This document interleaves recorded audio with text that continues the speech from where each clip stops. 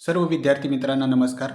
11वी online प्रवेश घेऊ इच्छिणाऱ्यासाठी अतिशय महत्त्वाची अशी अपडेट आहे. नियमित फेरी 1ची प्रवेश प्रक्रिया सध्या सुरू आहे. दिनांक 21/5/2026 पासून प्रवेश प्रक्रिया सुरू झालेली आहे. यासाठी शिक्षण संचालनामार्फत एक महत्त्वाची अपडेट, एक महत्त्वाचं परिपत्रक जारी करण्यात आलं आहे.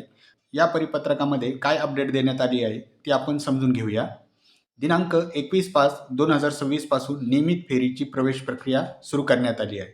या प्रवेश प्रक्रियेमध्ये विद्यार्थी नोंदणीकरता 21/5/2026 ते 23/5/2026 पर्यंत सुविधा उपलब्ध करून देण्यात आली होती.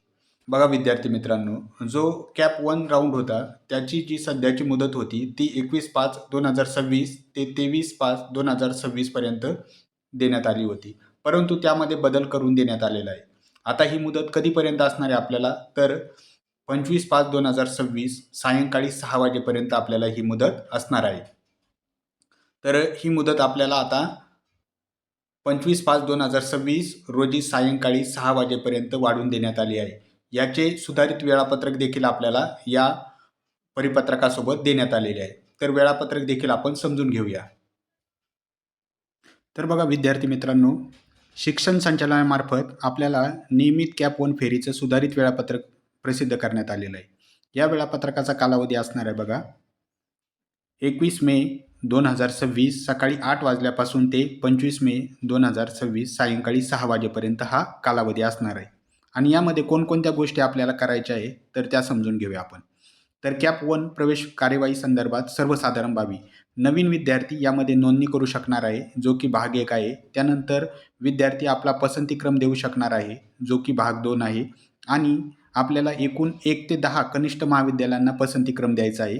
आणि त्यामध्ये आपल्याला शेवटी आपला जो फॉर्म आहे तो लॉक करायचा आहे. अशा पद्धतीने आपल्याला 21 मे 2026 ते 25 मे 2026 सायंकाळी 6 वाजेपर्यंत ही संपूर्ण कार्यवाही करायची आहे. त्यानंतर आहे बघा 26 मे 2026 ते 28 मे 2026 या कालावधीमध्ये आपण जो फॉर्म लॉक केलेला आहे त्यावरती अलॉटमेंट प्रोसेस आपल्याला पाहायला मिळणार आहे. त्यानंतरची पुढील कार्यवाही असणार आहे बघा, 29 मे 2026 सकाळी 11 वाजल्यापासून आपण जो कॅप 1मध्ये ज्या बाबी नोंदवलेल्या आहेत, जे आपण कॉलेज नोंदवलेले आहेत, त्या नोंदवलेल्या कॉलेजमध्ये आपल्याला जे अलॉटमेंट झालेलं आहे ते कॉलेज आपल्याला मिळणार आहे. विद्यार्थ्याच्या लॉग इनमध्ये प्रवेशासाठी वाटप केलेल्या कनिष्ठ महाविद्यालयाचा तपशील प्रदर्शित केला जाईल.